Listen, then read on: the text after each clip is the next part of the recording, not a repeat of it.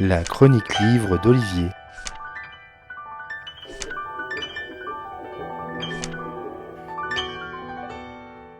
Avez-vous déjà dansé le Harlem Shuffle ?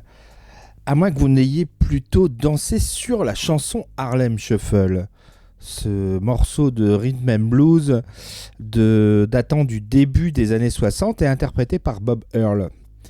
Ou alors vous préférez la version plus rock de Mick Jagger et Keith Richards.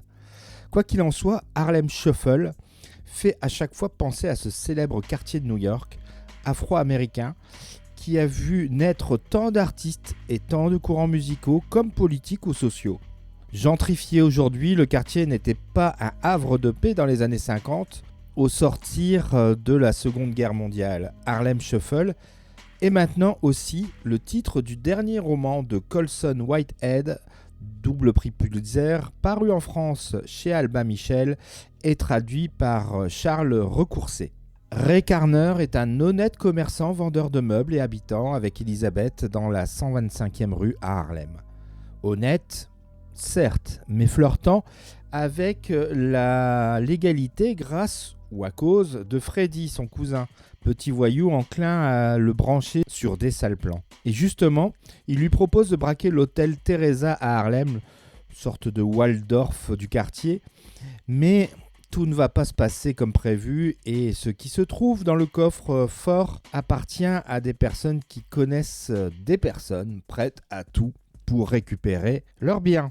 Comment Carnet va vivre cette situation, lui qui a pignon sur rue, en tant que commerçant notable du quartier ?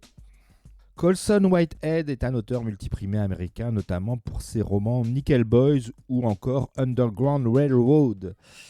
Il ne s'était pas encore aventuré dans le champ du roman policier. Maintenant, c'est chose faite avec ce dense récit qui se situe dans le Harlem des débuts des années 60. L'auteur a blindé son histoire de références, d'anecdotes, de détails croustillants qui nous plongent si brillamment dans ce quartier si légendaire, mais aussi si difficile dans ces temps où être noir était très compliqué, et c'est un euphémisme.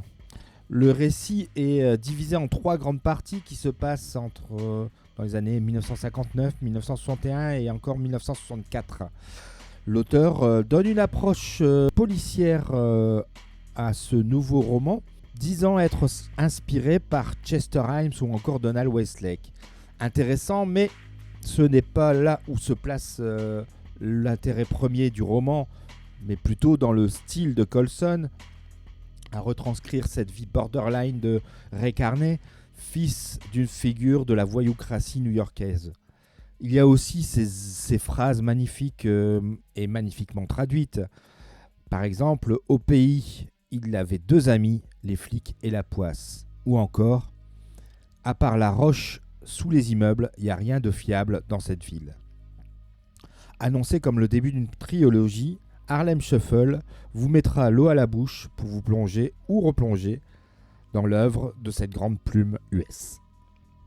Voilà donc pour Harlem Shuffle, son auteur Colson Whitehead, traduit en français par Charles Recourcé, et c'est paru chez Albin Michel. Bonne lecture et à bientôt.